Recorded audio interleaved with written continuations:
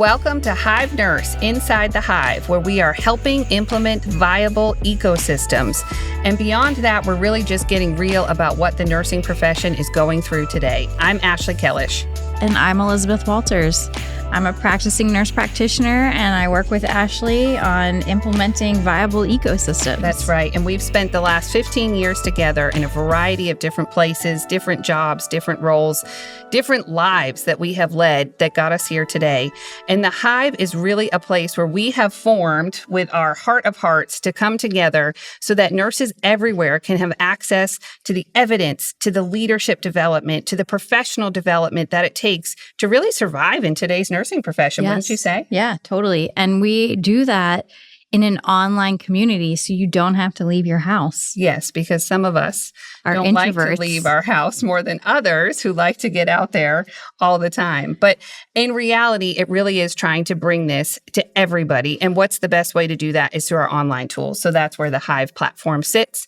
We have a website, www.hivenurse.com, as well as a variety of social media handles, which I will not pretend to know anything about. So I'll let Elizabeth talk about those. Yeah, you can find us on Instagram, TikTok, Facebook, at HIVE Nurse. It's fantastic.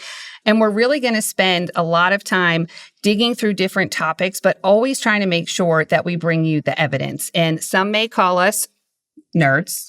Yes, I like to refer to us as nerdy nurses. But we love the evidence because there's a lot out there that gives us the secrets and the tools to what we can do differently on our teams and in our units and just what's worked out there. And so we want to bring that to you. We want to put it at your fingertips as we work through some really challenging subjects. Yeah, and we also want to use storytelling, right? We want to tell our stories and other nurses' stories on this podcast and really delve into how does the evidence inform the story, or how does the story back the evidence? Yes, and storytelling is an art. And so you will hear a lot of what's out there in the literature and then what our stories have to say to do it. So why don't you say we kick something off today about a really difficult topic? How difficult? The most of all, what everyone is talking about in today's environment. Does Burnout. it have, I was going to say, does it have anything to do with all the nurses who are leaving in mass exodus? Yes. Do you know we have over 1 million nurses sitting at home right now with RNs behind their names, but they don't want to be at the bedside. They don't want to be working because they're burnt out. Yeah. I mean, I feel that. Been there, done that. Yeah, absolutely. Yeah, totally.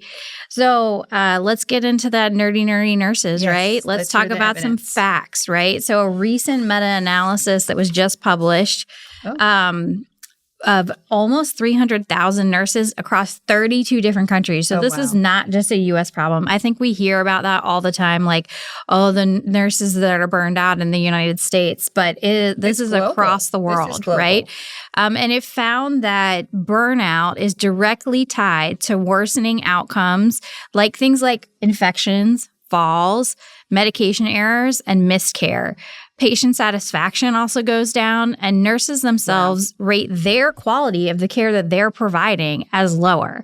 And this is not new, right? These patterns have persisted for decades. Yeah, it's so true. And you know what's interesting? You brought up the care factors that were measured against, right? Like falls, infection rates. That's our central line infections, our infections from urinary catheters, all these things. I just read this really interesting blog from someone on LinkedIn, and they talked about the blame game that goes on too in today's environment. So when falls are up or when infections are up, it goes right to the shoulders of the nurses that are providing the care, Totally. Which leads to that sense of burnout, right? And that sense of feeling shame. Yeah. I mean, it's literally the worst. Like if you've been in one of those units that had 1,000 CLABSI-free days, and then the one happens. You get the one that happens. It is such a morale booster. It might have been inevitable too, right? At that point, it might have been a situation that you could not avoid in a particular patient.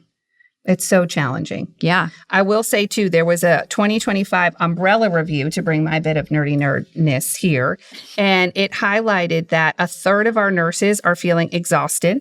A quarter of them feel depersonalized in the workplace. They don't even feel like humans. And 1/3 of them feel like their personal accomplishments are not even relevant to the work that they're doing. So it's a really drab workplace to be a part of today. Yeah, it totally is. And another nerdy nurse fact that stuck out to me was that ICU nurses, which we are both ICU nurses, report the highest rates of low accomplishment at almost 46%. And yet they're the most skilled nurses. I mean, everyone has skill sets, but when you look at the ICU, the technical capabilities out there are huge. Yeah, you got to have a really big brain to work in the ICU, for absolutely. Sure. And oncology nurses also have the highest rates of depersonalization. Wow. At 42% of oncology nurses are not feeling human at work. And interesting because they're often with those families for so long and caring for them. You would think that they would get a lot of gratification out of that, not the opposite. Yeah. And I mean, it tells us something, right? It tells us that this isn't about individual failure, right? These were worldwide studies. It's about the system. The system is broken and the system isn't working. And that's what's causing this burnout. It's interesting. So I've been working with a nurse. She's brand new. She's been in nursing for about less than a year. And she used to be baby. Yes, she is. She's a phenomenal person, and she used to be a college athlete. So she understands how a team functions, right? And functions well to win. She even talks about winning when her team was like a skeleton crew and they still won in this college team. So she gets it.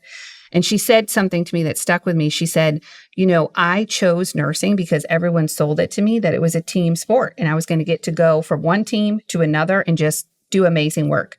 She said, I've never felt more alone in my life. Oh, my goodness. And she's about 8 months in to being a nurse. That's so sad. And she's already struggling. So if our newest people are getting out there and feeling the brunt of these broken systems, are we ever going to recover from this profession? Yeah. Why don't you tell us about what it was like when you entered nursing? Well, I have to say, to be honest with you, 20 years ago, I actually had a pretty good welcome into the nursing profession. These are the rainbows. It started early for me. Maybe it's me. I don't know. But the rainbows and butterflies. I was in a small ICU. It was in an urban setting. It was specialty care ICU. And actually, I worked with a lot of travel nurses at that time. I know that's been a debated topic going on. But some of my best nursing colleagues and who I learned from the most were actually travel nurses. I'll never forget one. I was caring for my very first post-op patient by myself off orientation.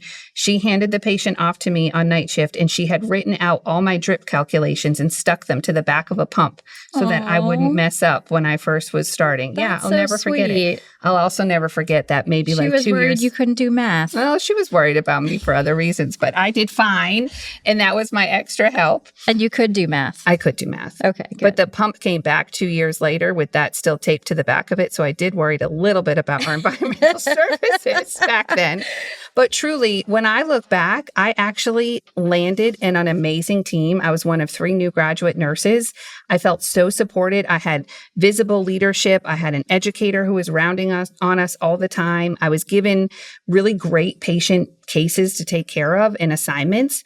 And I learned so much. Even though some of it was challenging, I learned so much in those early days. Yeah. I had a similar new grad experience. So back in the early days when we were brand new nurses, nurse residency programs were not a thing. Yeah, they right? weren't common. There wasn't, I think Magnet was just coming out of its infancy from the American Nurses Credentialing Center.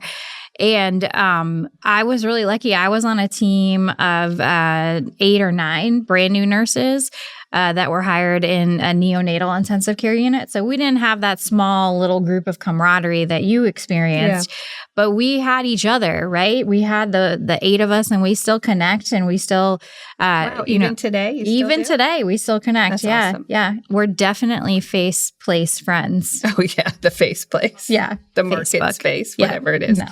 No, but isn't that interesting that we did what we reflect back on, and what we consider an amazing part to our career was this connection that we had. And I don't know, maybe if we want to bring it up, but the COVID pandemic, what that did to our profession, I don't know that we'll know for many years, but I do know we've lost a lot of connection, and we've lost a lot of visible leadership and a lot of transparency. And we've put in a lot of layers and barriers that are just disconnecting us from our patient care. Yeah, totally. As a nurse practitioner during COVID, I felt especially slighted because I had a whole group of patients that COVID was affecting. I had a whole group of patients who were kicked out of school and didn't have their social environment. And so they were struggling mentally. And I could easily see them through telehealth. And instead, our healthcare institution thought it was a better idea to have nurse practitioners and physician assistants or advanced practice providers go into the medical ICU and scribe for the resident physicians. Wow. And I was like, no, I have real things that I have to take care of. Yes. I have real patients who are at home that this is affecting. So that definitely led to some burnout of not being able to practice that's at the top of my license and not being able to care for my patients the best way that I saw fit, where the autonomy was taken away from me. Yes. And, you're describing some of those core things that really do lead to burnout in our profession today. And I don't think anyone has the same answer, right? For you, that experience really went the wrong way. For me, it's working, day in and day out and just not seeing a change with the patients that I want to take care of or a change in the systems that I'm working with. I always feel like I'm pushing a rock uphill. It leads to burnout. Yeah. So how do you know if you're burned out? Well, according to the evidence, nerdy nurses again. There are some definitions that we can look to really define burnout. And I think some of the key things are around feeling exhausted and never rested, no matter how much you sleep. Yeah. Feeling cynical. Yes. I think a lot about cynicism. I'm a very cynical person. But when you are more cynical than usual in a way that is not helpful or healthy, that's a sign of burnout. Yes, for sure. And then if you're just not able to find the joy in the work that you're doing anymore, it's just gone and you feel like you're clocking in and clocking out. You're that depersonalized. Yes. Human. You're just a nurse robot. Yes. And you don't feel like, actually that newer nurse I talked about said she feels like nothing more than a task manager and a pill pusher. And this is only 8 months into her practice. On an oncology unit. But it aligns with the evidence, right? She's seeing and feeling exactly what we're finding when we read these articles. Almost 3/4 of nurses are experiencing this. Yes. And so those are really some of the key characteristics of burnout. Yeah. Awesome. Well, I think it's important for nurses for us to name it, right? Like it's important to name it. That's the sort of first step in recognizing burnout is to be like, dude, I am burned out. Yes. I am facing these experiences.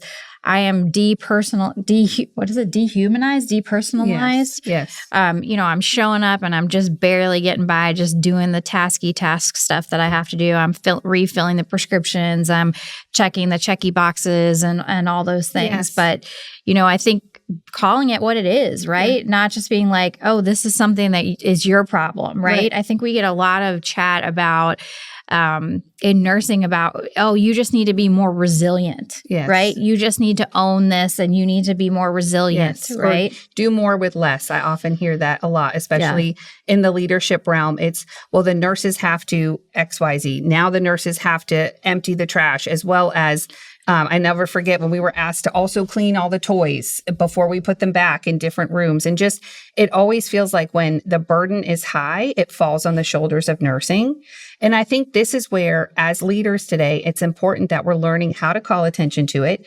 And then as individuals at the bedside, like you're saying, name it, recognize it, and find your support system to help you get through this. Let me tell you a story about being burned out. So I was working in a neonatal intensive care unit, not the one I started as a new grad in. And I had a terrible shift. I had 3 babies on bubble CPAP, which means that they have little prongs in their nose and it's always coming out and they're start having complications related to that. Yes. And so I had 3 patients and I just walked in a triangle all day long, putting the bubble CPAP back in their noses, feeding them, getting everything situated for them. At the end of the shift, I had to move 2 of the patients to other parts of the unit. And I had only been there for like 3 weeks. I had 2 whole shifts of orientation. So I was brand new. I didn't even know where they wanted me to take these babies. So I asked the charge nurse for help and the charge nurse basically refused to help me. The charge nurse was basically like, you need to go ahead and do that. I'd also not charted anything all day because I had been keeping my handy dandy paper towel and like her. Writing it down. I had not charted anything all day. And so here I am trying to put everything in the computer from 3 babies for an entire 12 plus 13 hour shift. And I had 2 nurses who did not have assignments that were from the night shift come up to me and say, aren't you going to clean your bed spaces? And I was like, wow, what? And they were like, yeah, we clean the bed spaces here when you move a patient. And I was like, are you for real? I got to clean the bed spaces. Wow. I haven't charted a thing. It's already 9 p.m. Wow. And I still haven't charted anything. And you guys don't have any patients right now. Could you help me out? Right. Could you clean the bed spaces? Did they help like, you? No. Wow. They stood and watched me clean the bed spaces. It was the worst bullying hazing. Situation. It's like nurse hazing. It was terrible.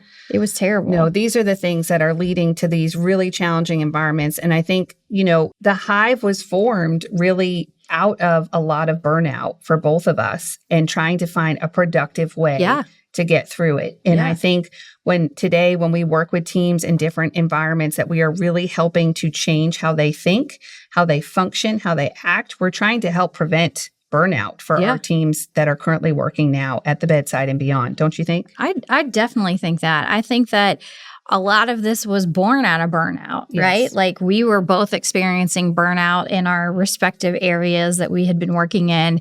And I think that, we came together and we were like, this has got to be different. We got to do something different. We have to help. We don't want to stop being nurses. And I think that there were times where we were sort of contemplating that, like, how do we move out of this career path, right? Like maybe I could just go, make a donut cart. Right. But you have so much to offer the profession, and so do I. Yes. And that's really what the Hive is all about, is how can we take what's hard out there and shape our future and come together as a hive, really just like honeybees do. They come together and they make a product of honey, and we're coming together and we're going to make a better profession for nursing because we all deserve it. Yeah. And burnout isn't your fault. It's a system problem. And one day at a time, we can help to build viable ecosystems that truly help change the systems that we work in. So thank you for listening to HIVE Nurse, where we help implement viable ecosystems. I'm excited that you can find us on our website at www.hivenurse.com. Yeah, and you can follow us on all the socials, which is at HIVE Nurse. And we're excited to hear more comments from you. You can subscribe below and we can hear all your feedback so we know what to bring to you, what's missing, and maybe have some of you on the show with us. Yeah, thanks for listening. We'd love to host you.